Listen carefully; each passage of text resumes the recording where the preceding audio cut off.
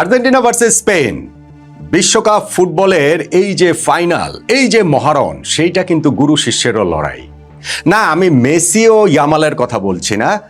ইয়ামালের spiritual গুরু Messi হতে পারেন, কিন্তু আক্ষরিক অর্থে ব্যাপারটা ওই রকম না। ওটা বলা যেতে পারে যে মেসির সাম্রাজ্যের উত্তরাধিকার হওয়ার প্রতিশ্রুতি ইয়ামালের মধ্যে রয়েছে। গুরু শিষ্যের যে লড়াই, সেইটা স্পেনের coach Luis de la Fuente এবং আর্জেন্টিনার কোচ লিওনেল স্ক্যালোনির। আক্ষরিক অর্থেই তারা গুরু শিষ্য। এই যে আর্জেন্টিনার কোচ স্ক্যালোনি যখন তার কোচিং ব্যাচটা নিয়েছেন স্পেনে, সেইখানে কোর্সে যারা ছিলেন তাদের মধ্যে একজন এই লুইস দে লা ফুয়েন্তে। এবং দুইজনই দুইজনের প্রতি তাদের যে সম্মানের কথা, তাদের যে সমীহ করার কথা, পারস্পরিক যে সম্পর্কের কথা, সেটা আমরা বলতে শুনেছি। এখন এই গুরু শিষ্যের লড়াইটাতে জিতবে কে? ট্যাকটিক্যাল ব্যাটেলটাতে আসলে কে জিতে বেরিয়ে আসবেন? কে তার দলকে বিজয়ী করবেন? বিশ্বকাপ হাসবে কার হাতে, আর্জেন্টিনা নাকি স্পেন? সেই জায়গাটাতে এই গুরু শিষ্যের ট্যাকটিক্যাল লড়াইটা খুবই খুবই খুবই গুরুত্বপূর্ণ। শিষ্য যে গুরুকে হারাতে পারে না, ব্যাপারটা কিন্তু তা নয়। আমরা ফুটবলে তো টাইম অ্যান্ড অ্যাগেন সেটা দেখে এসেছি। সর্বশেষ ইংলিশ প্রিমিয়ার লিগটার কথাই ধরেন না কেন, সেইখানে গুরু ম্যানচেস্টার সিটির পেপ গার্ডিওলাকে হারিয়ে শিষ্য মিকেল আর্তেটার আর্সেনাল প্রিমিয়ার লিগ কিন্তু জিতেছিল। ফলে এইখানটাতেও শিষ্য স্ক্যালোনি যে গুরু দে লা ফুয়েন্তেকে হারাতে পারবে না, বিষয়টা কিন্তু তা নয়। কিভাবে পারবে? সেটা সম্ভবটা আসলে কিভাবে? ট্যাকটিক্যালি আসলে আর্জেন্টিনা কিভাবে স্পেনের বিপক্ষে এই ম্যাচটা শেপ আপ করবে, এবং সেই জায়গাটাতে অবভিয়াসলি সবচেয়ে গুরুত্বপূর্ণ উপাদান, মাঠে যার থাকবে সবচেয়ে গুরুত্বপূর্ণ অবদান, Lionel Messi. Plain and simple. এই বিশ্বকাপে লিওনেল মেসির যেসব স্ট্যাট, সেগুলো আসলে অবিশ্বাস্য। তার 39 বছর বয়স মাথায় রাখলে এইটাকে অবিশ্বাস্য শব্দ দিয়ে আসলে বোঝানো যায় না। সেইটা আপনি বলতে পারেন যে 8 গোল করেছেন, 4 অ্যাসিস্ট করেছেন, এইগুলো তো হচ্ছে গিয়ে যেই স্ট্যাটগুলো একেবারে খালি চোখে দেখা যায়। কিন্তু এর বাইরেও যদি আপনি আরও কয়েকটা স্ট্যাট যদি আমি আপনাদেরকে জাস্ট একটু বলে দেই, এই বিশ্বকাপে আর্জেন্টিনার যে আক্রমণ, সেইখানটাতে 88% সময়ে লিওনেল মেসি ইনভলভ ছিলেন। 88%। অর্থাৎ আর্জেন্টিনা পুরো ওয়ার্ল্ড কাপে যতগুলো আক্রমণ করেছে এই 7টা ম্যাচে, তার মধ্যে মেসি ইনভলভ ছিলেন না মাত্র 12% ক্ষেত্রে। বাকি 88% ক্ষেত্রেই মেসির ইনভলভমেন্ট ছিল। তিনি 25টা চান্স ক্রিয়েট করেছেন এই বিশ্বকাপে গোলের, যেটা এই সকল খেলোয়াড়দের মধ্যে এই ওয়ার্ল্ড কাপে সবচেয়ে বেশি। তার মধ্যে তিনি 8টা বিগ চান্স ক্রিয়েট করেছেন, সবার চেয়ে সবচেয়ে বেশি।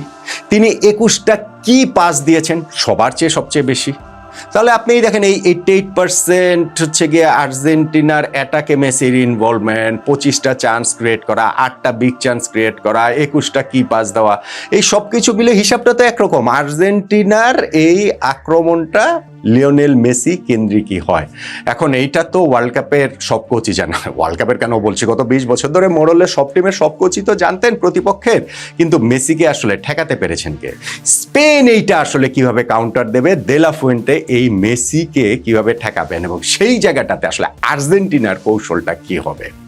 আমার কাছে মনে হয় স্পেনের যে 6 সেকেন্ড কাউন্টার প্রেস রয়েছে, সেইটাকে উইলিং রানার আর্জেন্টিনার সতীর্থ মেসির হয়ে যারা সেই দৌড়গুলো মেক করবেন ফ্রম দ্য ডিপ, সেই জায়গাটা থেকে মেসির জন্য যে স্পেস ক্রিয়েট হবে, রেসিপি হচ্ছে সেটাই।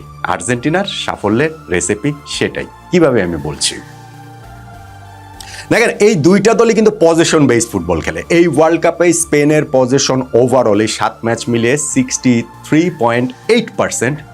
আর্জেন্টিনার পজিশন হচ্ছে গিয়ে 60.7%। পজিশনের দিক থেকে যদি আপনি হিসাব করেন, এই ওয়ার্ল্ড কাপে হাইয়েস্ট পজিশনের জায়গায় স্পেন আছে 3 নম্বরে, তাদের উপরে শুধু তুর্কি এবং জার্মানি। আর্জেন্টিনা আছে 6 নম্বরে। এই স্পেন আর আর্জেন্টিনার মাঝখানের জায়গাটাতে আছে হচ্ছে গিয়ে আলজেরিয়া আর দক্ষিণ কোরিয়া। এখন এক দলের পজিশন ওয়ার্ল্ড কাপে 63.8%, আর এক দলের 60.7%। তো দুইটা মিলিয়ে হয়ে গেল মোটামুটি 124-25%। 124-25% তো আর হয় না। তো তার মানে ফাইনালে এই জায়গাটাতে কোন দল আসলে বলটা অনেক বেশি হোল্ড করবে, সেই জায়গাটাতে এই ম্যাচটা আসলে ডিসাইড হয়ে যেতে পারবে, এবং মেসিকে আসলে আনলক কিভাবে করা হবে। আমি 6 সেকেন্ডের যে কাউন্টার প্রেসের কথা বলছিলাম, সেইটাও আসলে চোখ ধাঁধানো ব্যাপার। স্পেন বল পায়ে রাখতে পছন্দ করে, আমরা জানি, আমরা সেমিফাইনালে দেখেছি ফ্রান্সকে কিভাবে তারা নাচিয়েছে, কিভাবে তারা পাসের পর পাস দিয়ে একেবারে হতভম্ব করে দিয়েছে।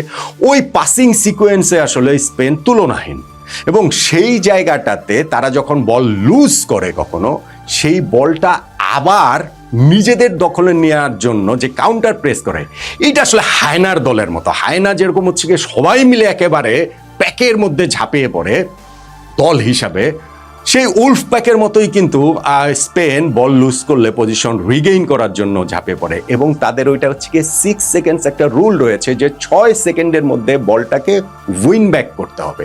এবং এই ওয়ার্ল্ড কাপে অ্যাভারেজ তাদের বল লুজ করার পর উইন ব্যাক করার সময়টা হচ্ছে গিয়ে 10.1 সেকেন্ড। সো 6 সেকেন্ডের টার্গেট 10.1 সেকেন্ড। এটা কেন? কারণ হচ্ছে গিয়ে অনেকটা সময় তারা অপোনেন্টকে বল পজিশনটা অ্যালাউও করে, সেই অ্যালাউ করাটা ধরেও 10.1 সেকেন্ড। এইটা আসলে একটা অ্যামেজিং স্ট্যাট। এবং সেই জায়গাটাতে এই যে 6 সেকেন্ডের যে কাউন্টার প্রেস, আর্জেন্টিনার পায়ে বল গেলে স্পেন যে সেটা রিকভার করতে চাইবে 6 সেকেন্ডে, যদি সেইটা না পারে তাহলে তারা আবার একটা ডিসিপ্লিন, একটা ডিফেন্সিভ শেপে চলে যায়। এই 6 সেকেন্ডের মধ্যে আর্জেন্টিনা কাউন্টার প্রেসটা যদি স্পেনের বিট করতে পারে, এবং যদি তার ওই ডিফেন্সিভ শেপে চলে যাওয়ার আগের যে মুহূর্তটা আছে না ফুটবলে, ওই 1 সেকেন্ড 2 সেকেন্ড, এটা খুবই গুরুত্বপূর্ণ। সেইটাই হচ্ছে গিয়ে আর্জেন্টিনার সিক্রেট। এবং সেই জায়গাটাতেই মেসির পায়ে বল দেয়াটাই হচ্ছে গিয়ে সবচেয়ে বড় সিক্রেট, কারণ বাকি কাজটা লিওনেল মেসি করবেন।